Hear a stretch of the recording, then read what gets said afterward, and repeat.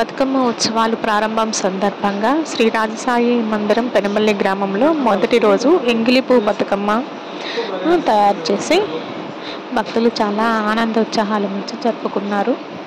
ఈ సందర్భంగా వెంపల్లి చెట్టును నాటి మహిళలందరూ కలిసి సాయిబాబా మందిరంలో పూజలు నిర్వహించారు. అదేవిధంగా చాలా కోలాహలంగా బతుకమ్మ పాటలు పాడుకుంటూ కోలాటం వేసి మహిళలందరూ చాలా ఉత్సాహంగా పాల్గొన్నారు.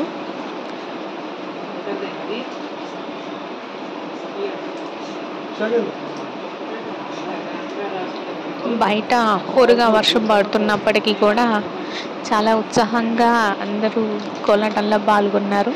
మహిళలతో పాటు చిన్న పిల్లలు కూడా వచ్చి కోలాటంని బాగా ఎంజాయ్ చేశారు.